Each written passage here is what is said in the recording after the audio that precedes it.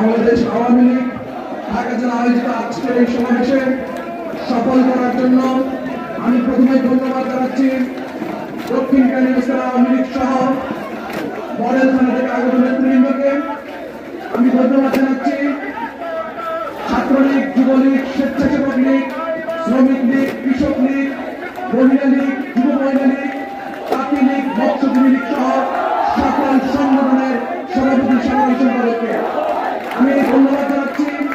আজকের এই অনুষ্ঠানটি সফল করার জন্য এই সমস্ত নেতৃবৃন্দ আমাদের সাথে কাঁধে কাঁধ মিলিয়ে কাজ করেছেন, তাদের সকলের প্রতি আমি কৃতজ্ঞতা জ্ঞাপন করছি। আমি কৃতজ্ঞতা জ্ঞাপন করছি ইন্দিরাবাসীর প্রতি।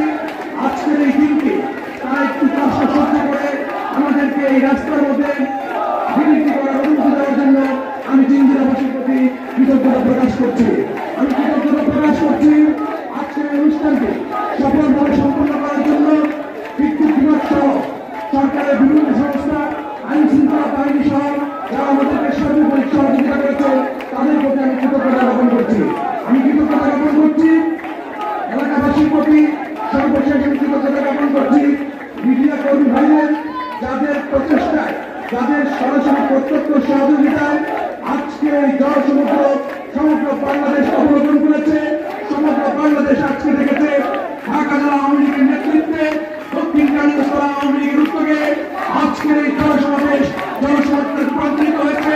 সমগ্র বাংলাদেশ আজকে এই মিডিয়া কর্মীদের মাধ্যমে আমাদের সাক্ষী প্রমাণ হইল যে একটিমাত্র ধারার জনসমুদ্রের মাধ্যমে আমরা সমগ্র ঢাকাবাসীকে অবরোধ করার ক্ষমতা রাখি। আমরা ধন্যবাদ জানাই এই সমাবেশে যারা উপস্থিত হয়েছেন, এই সমাবেশে যারা আশেপাশ থেকে শুনছে, আমার এলাকার মা বোনরা যারা বাসায় বসে আজকের এই সমাবেশের বক্তব্য আপনারা শুনেছেন, আমি ধন্যবাদ জানাই।